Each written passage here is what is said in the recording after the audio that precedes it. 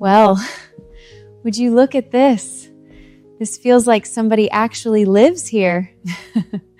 That was the idea. I'm really glad you're here. Please, have a seat.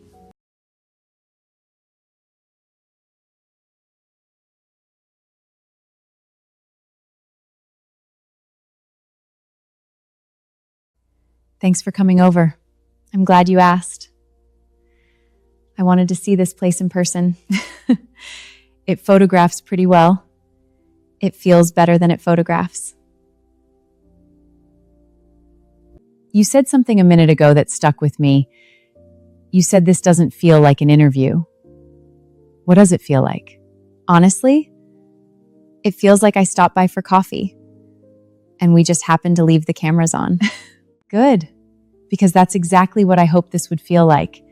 So let's start somewhere completely different. Before anybody knew your music, who was Chloe? You know, nobody's ever asked me that before. And that's actually a really good question.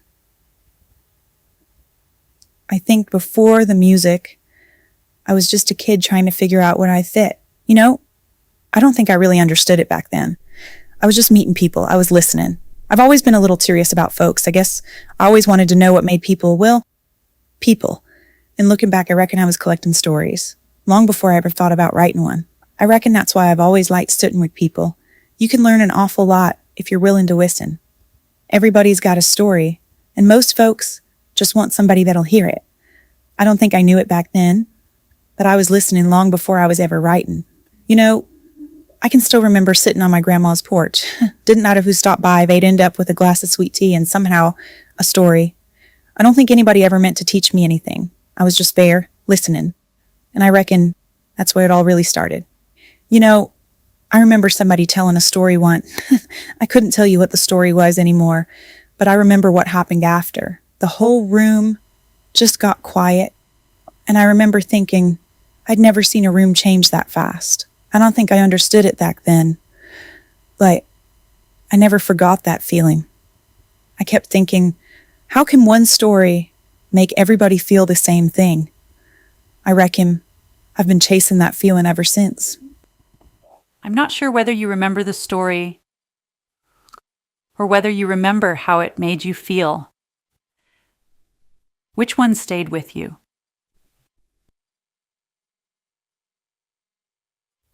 I think it was at church. There was an older gentleman, sweetest man you'd ever want to meet. He wasn't trying to put on a show.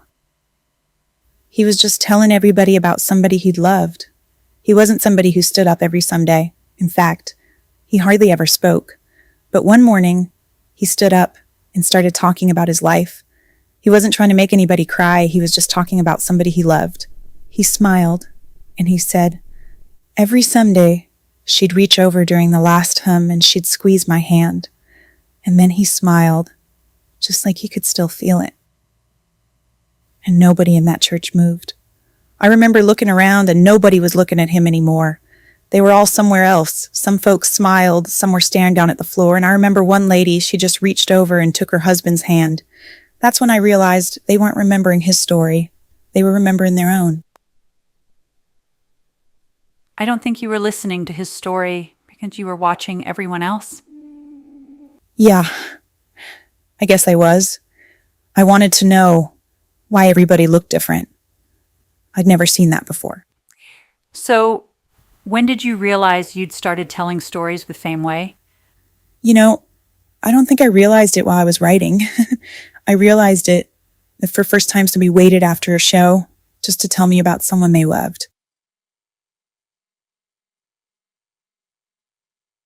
So, when did you realize you weren't just listening to people's stories? When did you realize you were going to be the one telling them? I don't know that I ever decided. I reckon it just soon happened. I'd hear somebody tell me something, or I'd notice somebody sitting off by themselves, and before I even knew what I was doing, I'd already started wondering who they were. And after a while, I quit wondering what folks were going to say, and I started wondering why they were saying it. That changes the whole conversation. I don't guess I was looking for songs. I was just curious about people. Everybody's got something they're carrying. Most folks just hope somebody notices.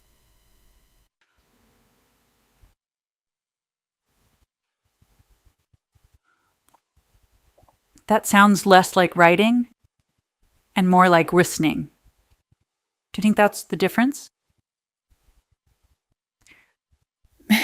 Yeah, I think that's exactly it. I never thought about it that way before. I just always wanted to know what made people laugh or cry or keep going. You know what I've noticed? Your songs never really have heroes. They have ordinary people. People just trying to make it through another day. I reckon that's because ordinary folks are the ones I know. Most of us aren't trying to change the world.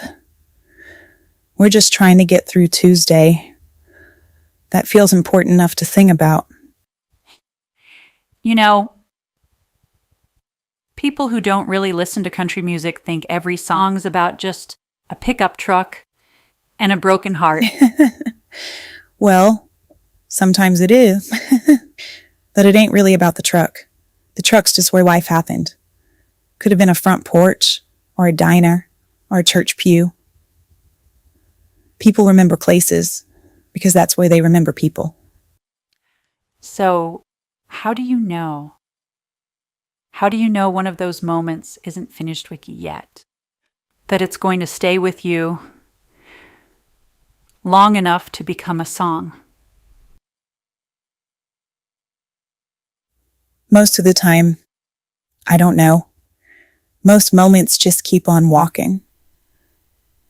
But every now and then, one just keeps walking with you.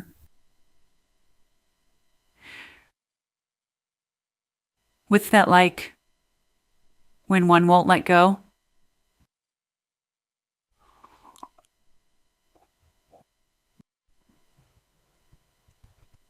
It's strange because it doesn't usually feel important at the time. It's just somebody saying something or the way they looked at somebody. Then a week later, you're still carrying them around. That's when I start wondering why. I think it's because I hadn't figured it out yet. If somebody's words keep coming back or I keep seeing that same look on their face, there's probably something I missed. And I guess I get a little stubborn about leaving it alone. That sounds less like songwriting and a whole lot more like caring.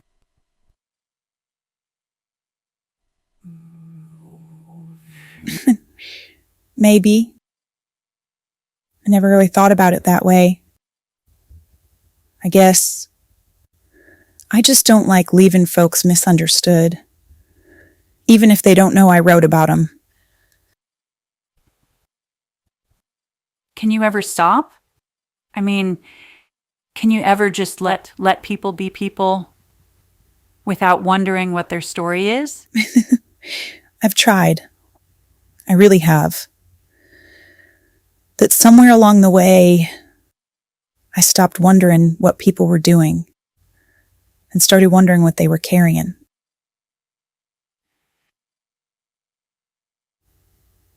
That sounds like a heavy thing to carry. Always wondering if somebody's okay, even when they say they are. Some days it is.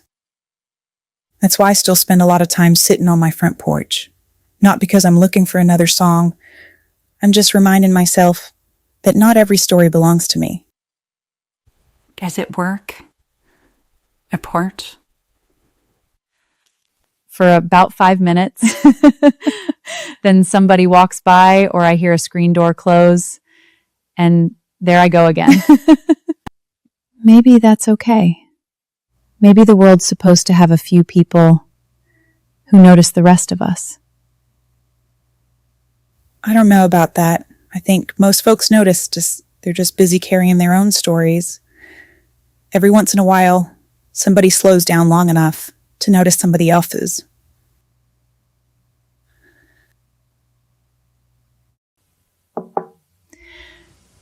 You know, I think that's why your songs feel so familiar. People hear a little bit of themselves in them. I'm really glad you came. I had a feeling we'd have a good conversation. I just didn't know we'd end up here. Me neither. But I'm awful glad we did. Well, I think they're telling us we're out of time. Probably a good thing, or we'd still be sitting here this time tomorrow. I'd be okay with that. Me too.